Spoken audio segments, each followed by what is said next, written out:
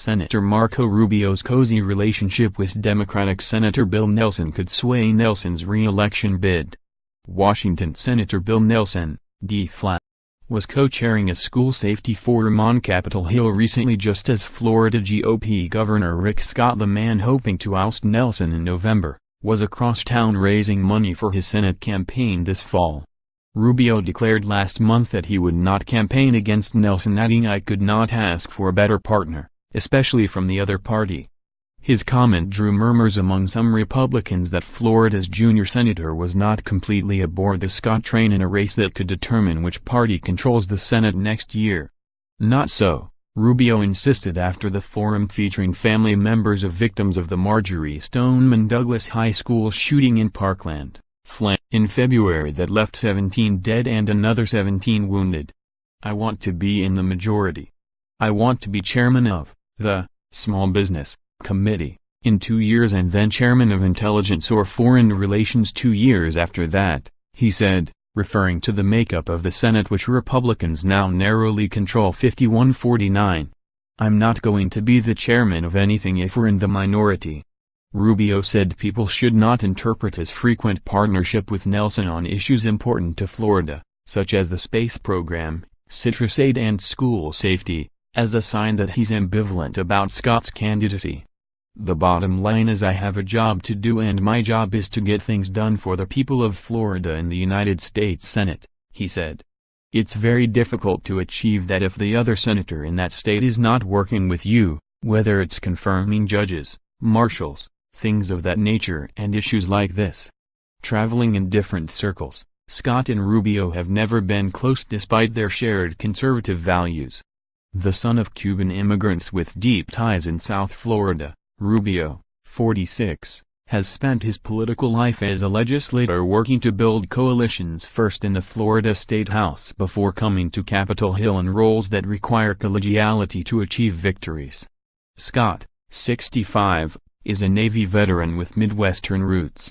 He has spent most of his career as an executive, first as the CEO of a major healthcare company and later as Florida's governor, positions that often emphasize solo decision-making over broad collaboration. When Rubio ran for president in January 2016, Scott touted the candidacy of Donald Trump, an anti-establishment soulmate from the business world, writing in USA Today that Trump is capturing the frustration of many Americans. Though not an official endorsement, it was seen as a slap of sorts against the two Florida sons vying for the Republican presidential nomination, Rubio and former Governor Jeb Bush.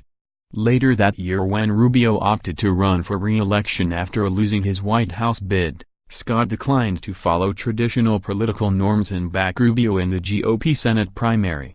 Instead, the governor encouraged Republican businessman Carlos Baroff, a good friend of mine, to stay in the race.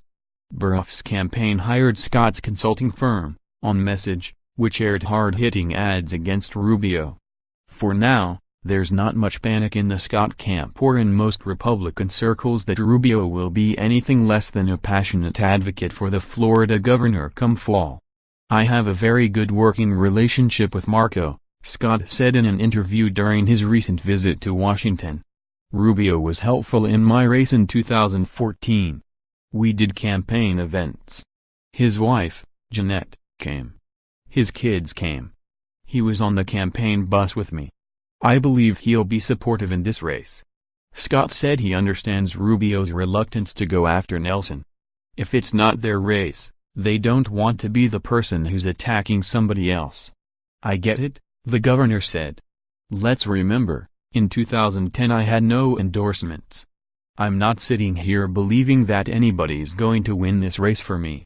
I believe I'm going to go bust my butt to get my message out and voters are going to decide. Not everyone is as understanding." You would think that Senator Marco Rubio would be all in to support Scott against the liberal Democrat Nelson, right? Javier Manjors wrote in Shark Tank, a conservative Florida blog. Well, think again. Rubio should tread carefully regarding his budding friendship with Nelson.